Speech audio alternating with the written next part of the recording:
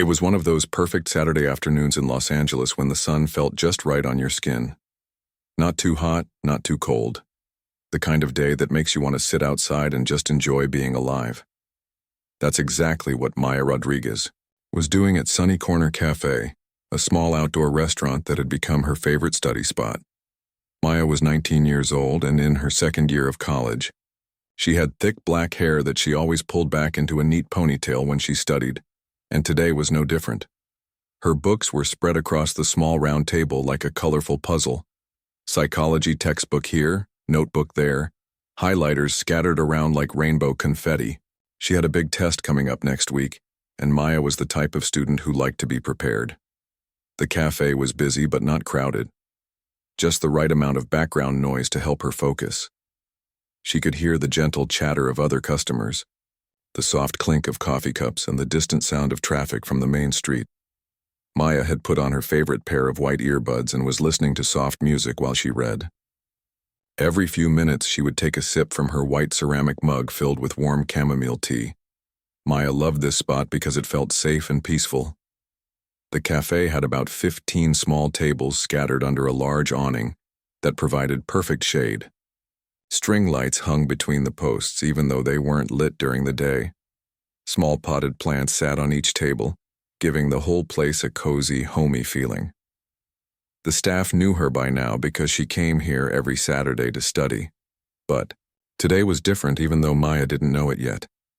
At a table about 20 feet away, a group of motorcycle riders had just arrived. You could hear their bikes before you saw them. The loud rumbling engines announced their presence to everyone within 3 blocks. There were 6 of them, all wearing leather jackets and heavy boots. Most of them seemed like regular people who just enjoyed riding motorcycles on weekends. They laughed and talked about their ride, comparing stories about the best roads they had discovered. However, one member of the group stood out for all the wrong reasons. His name was Tony, and he was different from the others. While his friends ordered food and drinks like normal customers, Tony had already been drinking alcohol before they arrived at the cafe. His speech was getting louder and sloppier with each passing minute. His friends kept trying to calm him down, but Tony wasn't listening to anyone. Tony was the type of person who thought the world owed him something. He had a short temper and didn't like being ignored. When he was sober, he could sometimes control these feelings. But today, with alcohol in his system, all his worst qualities were coming to the surface like oil rising in water. The cafe workers noticed Tony's behavior, but weren't sure what to do. The young waitress Lisa had been working there for only 3 months. She was good at her job but had never dealt with a situation like this. She kept glancing nervously at Tony's table, hoping his friends would keep him under control. The manager was in the back office doing paperwork and hadn't come out to see what was happening. Maya remained completely unaware of the growing tension. Her psychology textbook was fascinating, and she was deep in a chapter about human behavior. She had always found it interesting how people's minds worked, how they made decisions and what motivated them to act certain ways. If only she had looked up from her book, she might have noticed the storm brewing just a few tables away. Tony's voice was getting louder now. His friends were trying to change the subject, talking about their next motorcycle trip or the weather, anything to distract him. But Tony wasn't interested in their conversations. His attention had wandered and his eyes had found Maya sitting alone at her corner table. At first, Tony just watched her. Maya was completely focused on her studies, occasionally writing notes in her notebook with a blue pen. She would sometimes pause to think, tapping the pen against her lips before continuing to write. She looked peaceful and content. Exactly, the kind of person who knew how to mind her own business and let others do the same. But Tony saw something different. In his confused state, he thought Maya looked stuck up. He decided that her focus on her books meant she thought she was better than everyone else. This wasn't true, of course. Maya was actually one of the kindest people you could meet. She volunteered at the local animal shelter every Wednesday and always helped her classmates with their homework when they asked. The other motorcycle riders could see where Tony's attention had gone, and they didn't like it. One of them, an older man named Dave who had been riding motorcycles for 30 years, tried to get Tony's focus back to their group. "Hey Tony, remember that funny story about the gas station? Dave said, trying to sound casual and friendly. But Tony wasn't listening anymore. His mind was stuck on Maya, and alcohol was making his thoughts darker and more twisted than they should have been. Meanwhile, Maya turned to a new page in her textbook. This chapter was about anger and how it affected people's behavior. She read about how some people couldn't control their emotions when they felt frustrated or ignored. It was interesting from an academic perspective, but Maya had never really experienced this kind of anger herself. She was naturally calm and patient, the type of person who solved problems by talking them through rather than getting upset. The cafe continued its normal rhythm around both Maya and Tony's table. Other customers came and went. A young couple shared a piece of chocolate cake at the table next to Maya. An elderly man read his newspaper while drinking black coffee. A woman with a small dog sat in the corner, the dog sleeping peacefully at her feet. None of these people knew that something bad was about to happen. They were all living their normal lives, enjoying their normal Saturday afternoon, completely unaware that one person's bad decisions were about to change everything. Tony's friends were getting more worried. They had known him for years and recognized the signs. When Tony got this way, nothing good ever happened. They started talking about leaving the cafe and going somewhere else, maybe getting some food to help Tony sober up. "Come on, man, let's get out of here," said another rider named Rick. "I know a great burger place down the street." But Tony shook his head. He was fixated now, and when Tony got fixated on something, he couldn't let it go. His pride was hurt by what he imagined was Maya's disrespect, even though she had no idea he even existed. Maya finished reading her chapter and stretched her arms above her head. She had been studying for 2 hours and was making good progress. Her tea was almost empty, just a little bit left in the bottom of the white mug. She thought about ordering another cup but decided to finish her current chapter first. She picked up her yellow highlighter and started marking important parts of the text. The chapter talked about how environment and social situations could make people act in ways they normally wouldn't. It explained how alcohol and peer pressure could push someone to make terrible choices they would regret later. If Maya had known that this exact situation was happening just 20 feet away from her, she might have packed up her books and left. But she was safe in her own little world of studying and learning, protected by her focus and her music. The sun was starting to shift slightly, and the shade from the cafe's awning moved with it. Maya adjusted her position slightly to stay in the cool shade. Her white t-shirt and blue jeans were comfortable for studying, and she had chosen a table that gave her a good view of the street so she could people watch when she needed a break from reading. Tony's patience was running out. In his twisted thinking, every minute that Maya didn't acknowledge him was another insult. He couldn't understand that she simply didn't know he was there. To Tony, her continued focus on her books was a deliberate snub, a way of showing that she thought she was too good for him and his friends. The tension at Tony's table was thick enough to cut with a knife. His friends knew something bad was coming, but they didn't know how to stop it. They had tried reasoning with him, tried distracting him, tried getting him to leave. Nothing was working, and Maya kept studying, completely innocent and unaware that her peaceful Saturday afternoon was about to become the worst day of her life. The peaceful atmosphere at Sunny Corner Cafe was about to shatter like glass hitting concrete. Maya continued reading her psychology textbook, completely unaware that 20 feet away, a man's anger was building like pressure in a boiling pot. Tony's friends could see the storm coming. They had known him for years and recognized the dangerous look in his eyes. It was the same look he got right before he did something stupid that everyone would regret later. Dave, the oldest rider in their group, leaned closer to Tony and spoke, in a low, urgent voice. "Tony, let's just finish our drinks and head out. The weather's perfect for riding today." But Tony wasn't listening to Dave or anyone else. His attention was locked on Maya, like a hunter watching prey. Every few seconds, he would glance at her table and feel his anger grow stronger. In his confused mind, her peaceful studying looked like arrogance. Her focus looked like disrespect. Maya turned another page in her textbook and took a small sip of her chamomile tea. The warm liquid felt soothing as she continued reading about human behavior patterns. She had no idea that she was about to become a real-life example of the very theories she was studying. The other customers at the cafe were beginning to notice that something was wrong.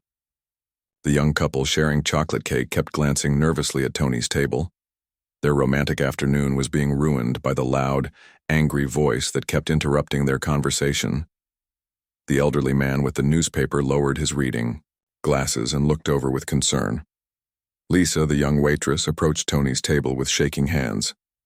She had been working at the cafe for only 3 months, and dealing with difficult customers wasn't something she had much experience with.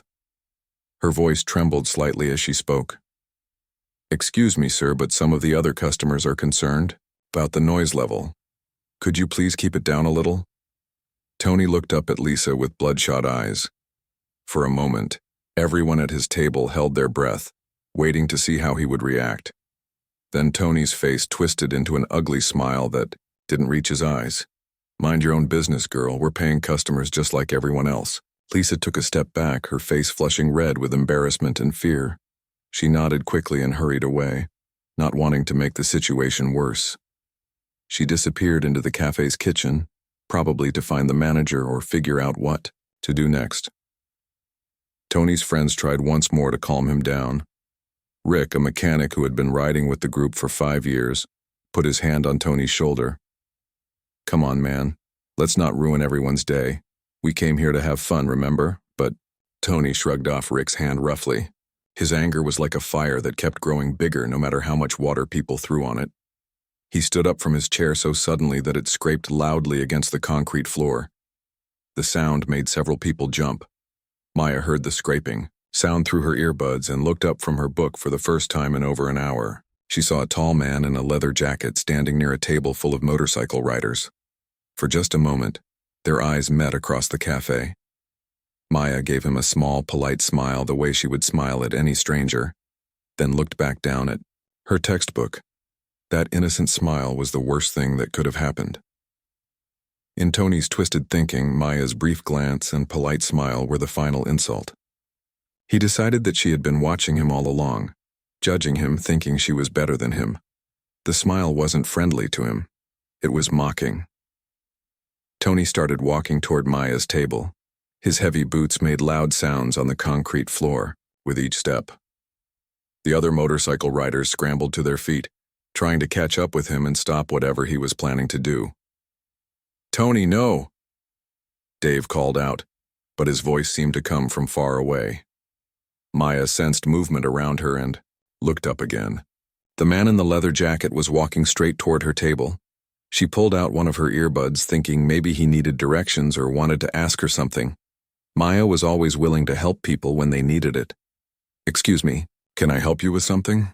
Maya asked in her naturally kind voice. Tony stopped right next to her table. Up close, Maya could smell alcohol on his breath and see the anger burning in his eyes. Suddenly, she felt very small and vulnerable sitting in her chair. Her psychology textbook had taught her about fight-or-flight responses, and right now, every instinct in her body was screaming that something was very wrong.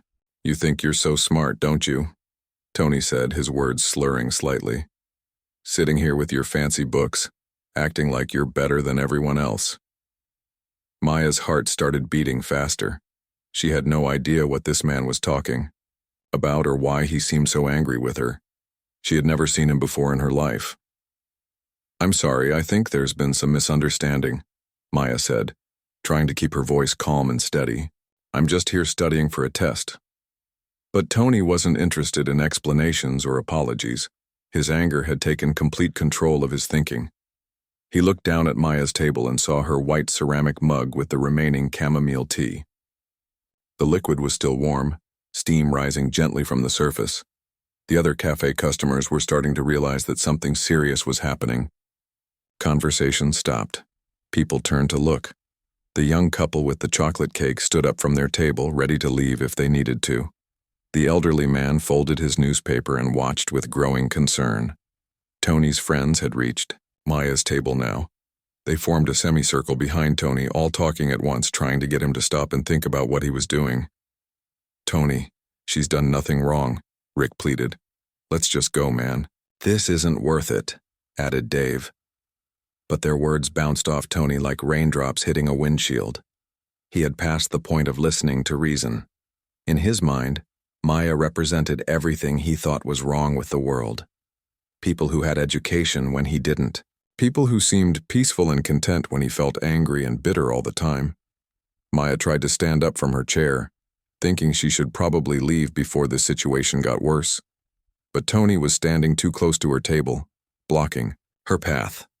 She felt trapped like a small animal cornered by a predator. "Please, I don't want any trouble," Maya said, her voice getting smaller. "I'll just pack up my things and go." Tony looked at the fear in Maya's eyes, and instead of feeling ashamed of scaring an innocent young woman, he felt satisfied. Finally, someone was paying attention to him. Finally, someone understood that he was not a person to ignore. That's when Tony made the decision that would change both of their lives forever. He reached down and grabbed Maya's white ceramic mug. The handle was still warm from the tea inside. Maya watched in horror as Tony lifted the mug above her head. Time seemed to slow down as she realized what was about to happen. "No, please don't," Maya cried out, raising her hands to protect her face. But Tony was beyond hearing her pleas. With one swift motion, he tilted the mug and poured the warm chamomile tea directly onto Maya's face and upper body. The liquid hit her skin like liquid fire. Maya screamed in pain and shock as the tea soaked through her white t-shirt and ran down her face. The temperature wasn't scalding hot, but it was warm enough to sting and surprise her. More than the physical discomfort, though, was the complete shock and humiliation of what had just happened. Maya's hands flew to her face as she tried to wipe away the tea. Her textbooks were soaked. Her notebook was ruined. Her white t-shirt was stained brown and clinging to her skin. But worse than any of that was the overwhelming feeling of being violated and attacked for no reason at all. The entire cafe erupted into chaos. People jumped up from their tables. Someone screamed. Others started shouting at Tony, demanding to know what was wrong with him. The young couple with the chocolate cake were already pulling out their phones to call for help. Maya collapsed back into her chair, sobbing with shock and disbelief. She couldn't understand why this had happened to her. She had been minding her own business, studying for her test, bothering no one. Now she was sitting in a cafe covered in tea, crying in front of strangers, feeling more vulnerable and scared than she had ever felt in her life. Tony stood over her, the empty mug still in his hand. For just a moment he seemed to realize what he had done. The anger in his eyes flickered, replaced briefly by something that might have been regret. But then his pride took over again, and he threw the empty mug down onto Maya's table where it shattered into several pieces. The sound of breaking ceramic was like an exclamation point at the end of a terrible sentence. Everyone in the cafe stared in stunned silence at what had just happened. An innocent young woman had been attacked by a stranger for absolutely no reason at all. Maya continued crying, her shoulders shaking as the reality of the situation sank in. Her peaceful Saturday afternoon had become a nightmare, and she had no idea that her rescue was about to come from the most unlikely source imaginable. What nobody at Sunny Corner Cafe knew was that one of the most famous basketball players in the world had been sitting quietly in the back corner for the past hour. Shaquille O'Neal had chosen a table tucked away behind a large plant, hoping to enjoy a peaceful lunch without being recognized. At 7 feet 1 inch tall and weighing over 300 pounds, staying hidden wasn't easy for Shaq. But he had learned to find the quietest corners of restaurants when he wanted some alone time. Shaq had been reading a book about business while eating his sandwich. He loved learning about different ways to invest his money and help other people succeed. The cafe was one of his favorite quiet spots in the city because most people were too busy with their own lives to notice him sitting in the shadows. But when Maya's scream pierced the air, every protective instinct in Shaq's body woke up like an alarm bell. He looked up from his book to see a young woman covered in tea crying and shaking in her chair. A man in a leather jacket stood over her, holding an empty mug with a satisfied look on his face. Around them, other customers were shouting and pointing, but nobody was actually doing anything to help the girl or stop the man who had just attacked her. Shaq had seen enough. He closed his book and stood up to his full height. Even though he was in the back corner of the cafe, his massive frame immediately commanded attention. The plant that had been hiding him now seemed tiny compared to his towering presence. Customers who hadn't noticed him before now turned and stared with wide, "Eyes, is that really Shaquille O'Neal?" someone whispered. But Shaq wasn't thinking about fame or recognition right now. He was thinking about a scared young woman who needed help, and a bully who thought he could hurt innocent people without consequences. Shaq started walking toward Maya's table with long, determined steps. His basketball shoes made almost no sound on the concrete floor, but somehow everyone could feel his approach. It was like watching a mountain move. The other customers instinctively stepped aside to make room for him, creating a clear path between Shaq and Tony. Tony was still standing, over Maya, enjoying the chaos he had created. His friends were arguing with each other about what to do next.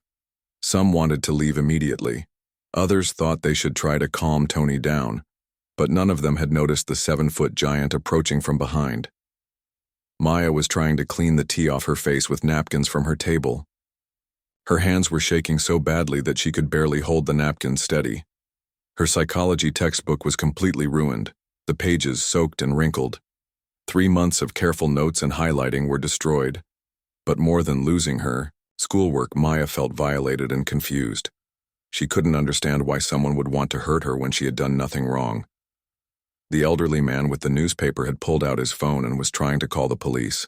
The young couple was helping by taking pictures of Tony and his motorcycle license plate. Other customers were offering Maya clean napkins and asking if she needed medical attention.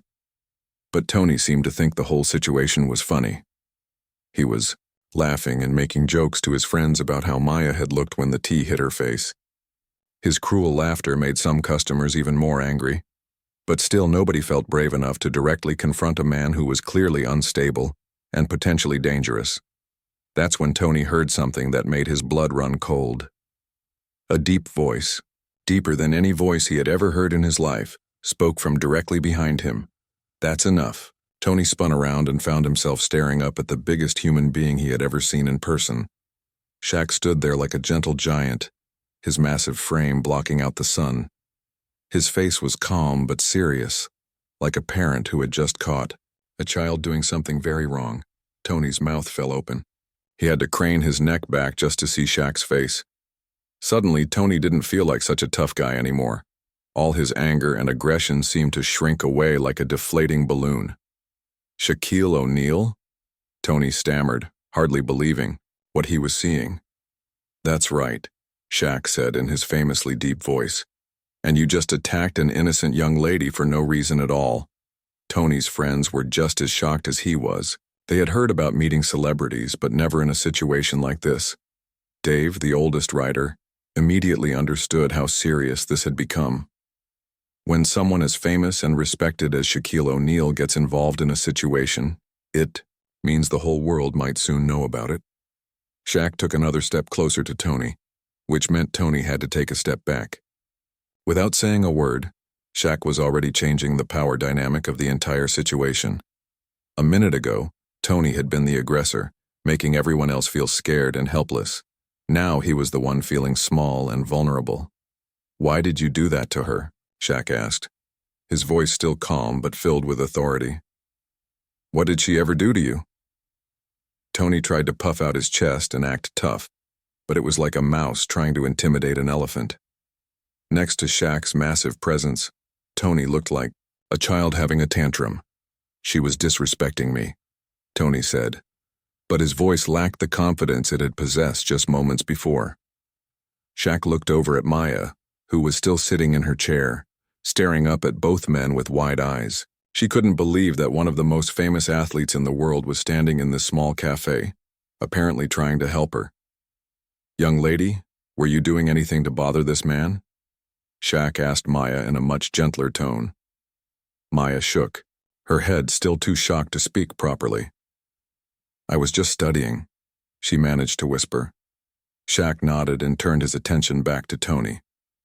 "She was just studying, minding her own business, and you decided to pour hot tea on her because you thought she was disrespecting you?" When Shaq said it out loud like that, Tony's actions sounded even more ridiculous and cruel than they had seemed in the moment.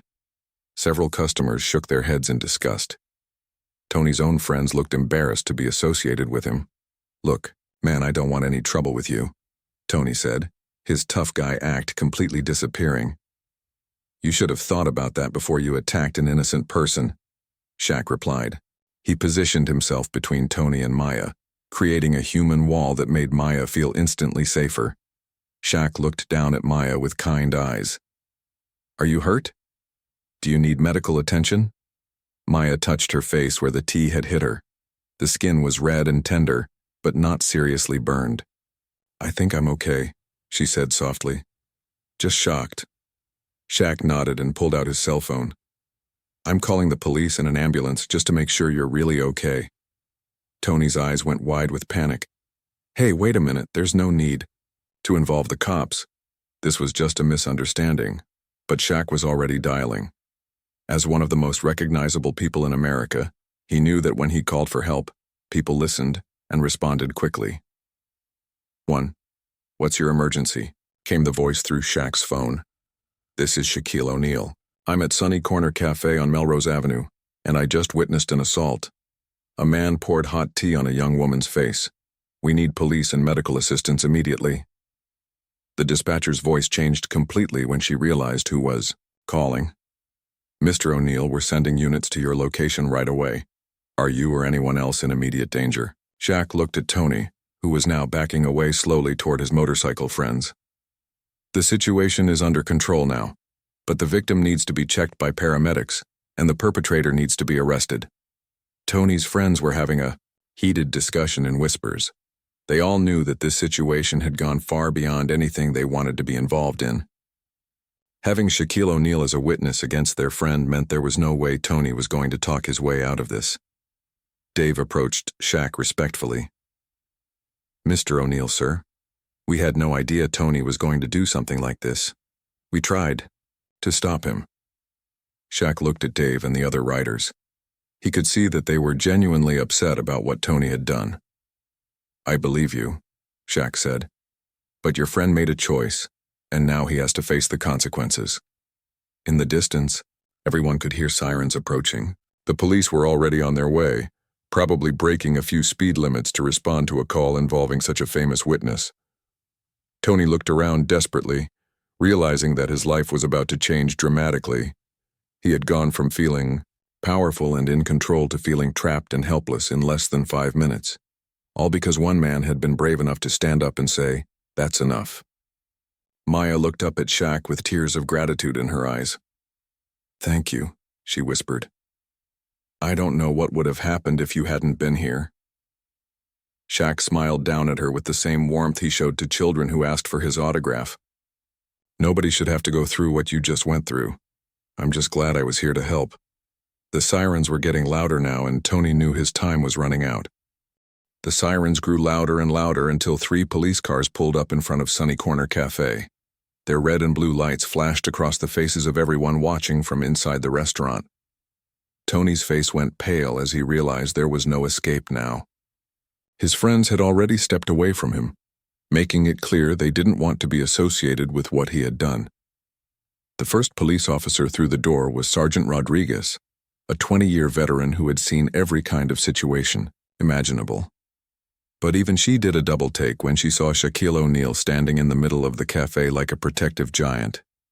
"Mr. O'Neal," Sergeant Rodriguez said, approaching with professional respect. "You're the one who called this in." Shaq nodded and gestured toward Maya, who was still sitting at her tea-stained table. "This young lady was studying when that man over there poured hot tea on her face for no reason at all. I saw the whole thing happen." Tony tried one last time, to make himself seem less threatening. He had taken off his leather jacket and was holding his hands up in a peaceful gesture, but it was too late for that kind of performance. Sergeant Rodriguez looked at Maya with concern. "Miss, are you injured? The paramedics are right behind us." Maya touched her face gently. The redness was already starting to fade, but she could still feel the sting where the tea had hit her skin. "I think I'm okay, but it really scared me." As if on cue, 2 paramedics entered the cafe with their medical bags. They quickly set up next to Maya's table and began checking her face and arms where the tea had made contact. The lead paramedic, a kind woman named Janet, spoke softly to Maya while examining her. "The good news is that the tea wasn't hot enough to cause serious burns," Janet explained. You have some minor redness and irritation, but nothing that won't heal completely in a day or two. We'll clean the area and put some soothing cream on it." While the paramedics worked, Sergeant Rodriguez began taking statements from witnesses. The cafe had security cameras, but having Shaquille O'Neal as an eyewitness made this one of the most solid cases she had ever worked on. "Mr. O'Neal, can you walk me through exactly what you saw?" the sergeant asked, pulling out her notepad. Shaq described the events in detail, from Tony's increasingly aggressive behavior to the moment he poured the tea on Maya's face. His account was clear, calm, and accurate. Other customers nodded along, as Shaq spoke, confirming every detail of his story. Tony's friends found themselves in an uncomfortable position. They didn't want to betray their riding buddy, but they also couldn't lie to the police, especially with so many witnesses around. Dave, the oldest rider, finally spoke up. "Officer, we tried to calm Tony down before this happened. He'd been drinking and we could see he was getting worked up about nothing.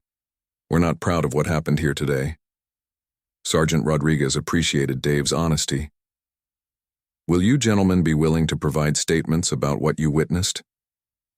All of Tony's friends nodded. They knew that cooperating with the police was their only chance of avoiding legal trouble themselves. None of them had actually participated in the attack on Maya, and they wanted to make sure everyone understood that. Meanwhile, Tony was being read his rights by another officer. The words seemed to bounce off him as the reality of his situation sank in. Less than an hour ago, he had been enjoying a Saturday ride with his friends. Now he was about to be arrested for assault, with one of the most famous people in America as the key witness against him. "Do you understand these rights as I've explained them to you?" the officer asked Tony. Tony nodded without really listening. He was staring at Shaq, still hardly believing that this was really happening. The paramedics finished treating Maya and declared that she would be fine. "Keep the area clean and dry," Janet advised. "If you experience any unusual pain or swelling, see a doctor right away. But honestly, you were very lucky. This could have been much worse." Shaq overheard the paramedics' comment and felt a surge of anger at how much worse things could have been. He had seen the security footage from other incidents where people threw hot liquids at others. Maya was indeed lucky that the tea had cooled down enough not to cause serious burns. As Tony was being handcuffed, Shaq approached Maya's table. "How are you feeling?" he asked with genuine concern. Maya looked up at him with eyes full of gratitude. "I still can't believe you stepped in to help me. Most people would have just watched and done nothing." Shaq pulled up a chair next to Maya's table, his massive frame making the small cafe furniture look like toy furniture. "I have a daughter not much older than you," he said softly. "I would want someone to help her if she was ever in a situation like this." Maya's eyes filled with tears again, but this time they were tears of relief and thankfulness rather than fear and shock. "I was so scared I didn't understand why he was angry at me. I was just studying for my psychology test." "Psychology?" Shaq's eyes lit up with interest. "That's a fascinating subject. What are you studying specifically?" Maya managed a small smile, the first one since the attack. "Human behavior and what makes people act the way they do.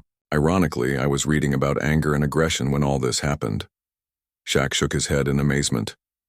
"Life has a strange way of teaching us lessons, doesn't it?" Sergeant Rodriguez approached their table with her completed report. "Mr. O'Neal, Maya, I have everything I need for now. Tony Henderson is being charged with assault and disturbing the peace.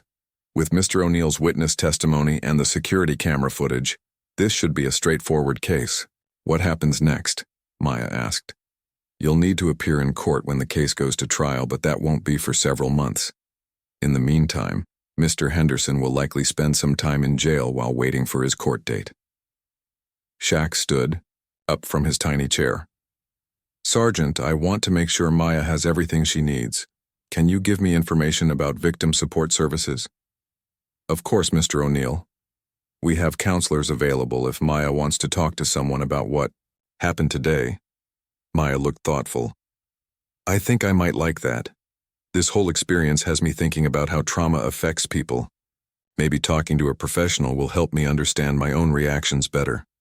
As the police finished their work and prepared to take Tony away, something unexpected happened. Tony asked if he could speak to Maya before leaving. Sergeant Rodriguez looked at Maya. You don't have to talk to him if you don't want to. Maya considered for a moment, then nodded. I'll listen to what he has to say. Tony approached Maya's table with his hands cuffed behind his back.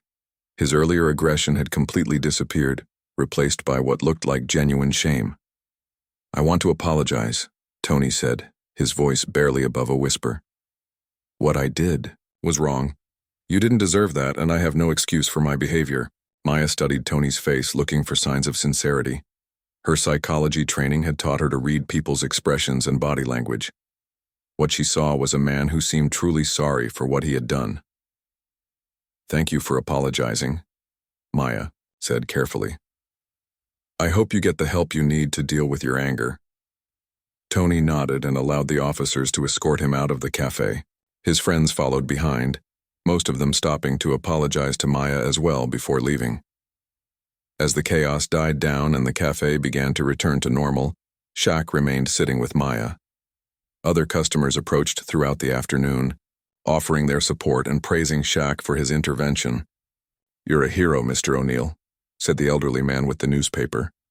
But Shaq shook his head. I just did what anyone should do when they see someone being hurt. We all have a responsibility to look out for each other. Maya gathered her damaged textbooks and soggy notes. Her studying was over for the day, but she had learned more about human nature in the past few hours than she could have learned from any textbook. Mr. O'Neal, I don't know how to thank you properly, Maya said as she prepared to leave. Shaq smiled his famous warm smile. Just pay it forward. Someday, when you see someone who needs help, step up and help them. That's all the thanks I need. Maya nodded, understanding that this experience had changed her in ways she was only beginning to realize. She had seen the worst of human behavior in Tony's unprovoked attack, but she had also seen the best in Shaq's willingness to protect a stranger. As Maya walked away from Sunny Corner Cafe, she was already thinking about how this experience would influence her future career in psychology. She wanted to help people understand their anger and find better ways to deal with their emotions. And somewhere in the city, Tony was beginning his journey toward understanding the consequences of his actions, hopefully learning to become a better person in the process. The cafe returned to its peaceful atmosphere, but everyone there would remember the day when a basketball legend showed them what real courage looks like.